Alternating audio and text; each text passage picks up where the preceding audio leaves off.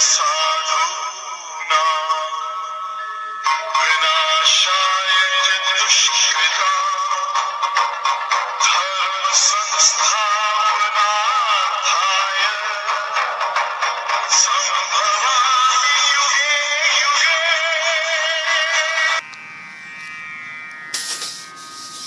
श्रीमद भगवद्गीता अध्याय 16वा।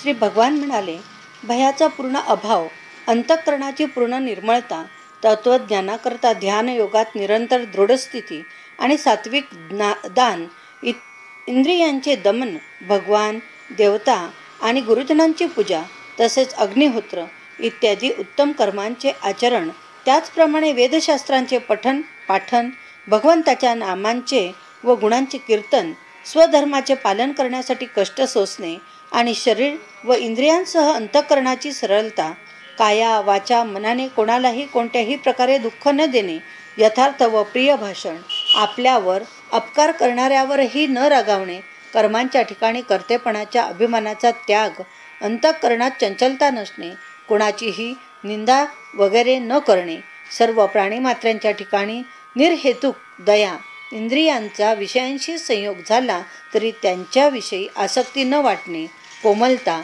लोकविरुद्ध व शास्त्रविरुद्ध आचरण करण्याची लज्जा, निरर्थक हालचाली न करणे, तेज, क्षमा, धैर्य, बाह्यशुद्धी, गुणाविषयी शत्रुत्व न वाटणे आणि स्वतःविषयी मोठेपणाचा अभिमान नसणे, ही सर्व, हे अर्जुना, दैवी संपत्ती घेऊन जन्मलेल्या माणसाची लक्षणे आहेत. हे पार्था, ढोंग, घमेंड, अभिमान, राग, कठोरता आणि अज्ञान ही सर्व आसुरी संपत्ती घेऊन जन्मलेल्या पुरुषाची लक्षणे आहेत. दैवी संपदा मुक्तिदायक आणि आसुरी संपदा बंधनकारक मानली आहे. म्हणून हे अर्जुना, तू शोक करू नकोस, कारण तू दैवी संपदा घेऊन जन्मला आहेस. हे अर्जुना, या जगात मनुष्य समुदाय दोनच प्रकारचे आहेत, एक दैवी प्रकृतीचे आणि दुसरे आसुरी प्रकृतीचे. त्यापैकी दैवी प्रकृतीचे विस्तारपूर्वक सांगितले. आता तू आसुरी प्रकृतीच्या मनुष्य समुदायाबद्दलही माझ्याकडून सविस्तर ऐक. आसुरी स्वभावाचे लोक प्रवृत्ती आणि निवृत्ती दोन्हीही जाणत नाहीत. त्यामुळे त्यांच्या ठिकाणी अंतर्बाह्य शुद्धी असत नाही, उत्तम आचरण असत नाही आणि सत्य भाषणही असत नाही. ते आसुरी स्वभावाचे मनुष्य असे सांगतात की हे जग आश्रयरहित, सर्वतः खोटे आणि ईश्वराशिवाय आपोआप केवळ स्त्री पुरुषांच्या संयोगातून उत्पन्न झाले आहे. म्हणूनच केवळ काम हेच त्यांचे कारण आहे, त्याशिवाय दुसरे काय आहे. या खोट्या ज्ञानाचा अवलंब करून ज्यांचा स्वभाव नष्ट झाला आहे आणि ज्यांची बुद्धी मंद आहे, असे सर्वांवर अपकार करणारे क्रूरकर्मी मनुष्य केवळ जगाच्या नाशाला समर्थ होतात.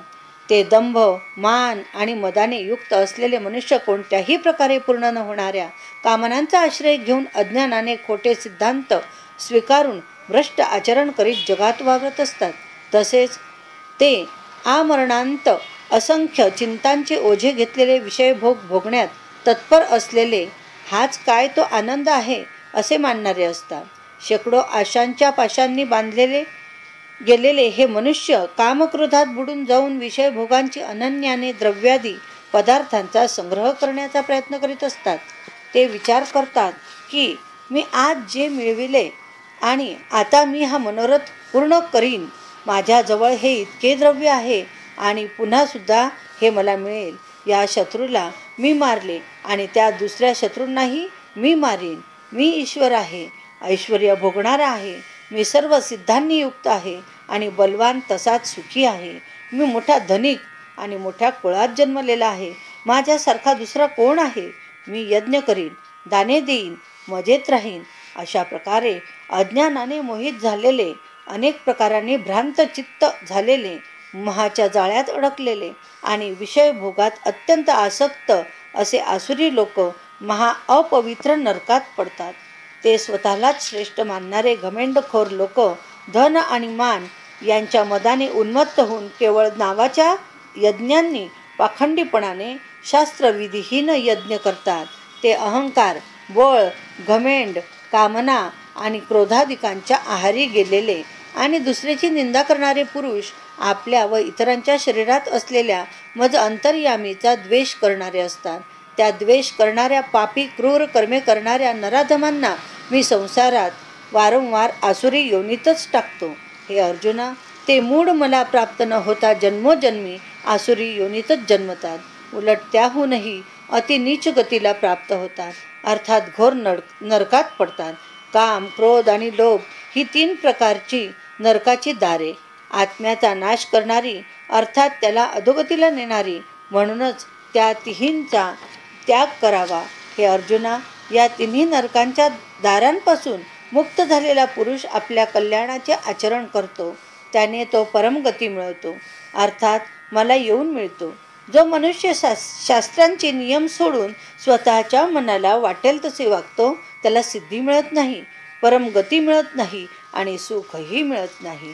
म्हणून तुला कर्तव्य आणि अकर्तव्य यांची व्यवस्था लावण्यात शास्त्रच प्रमाण आहे, असे जाणून तू शास्त्रविधीने नेमलेले कर्मच करणे योग्य आहे. श्रीमद् भगवद्गीता अध्याय 16 समाप्त.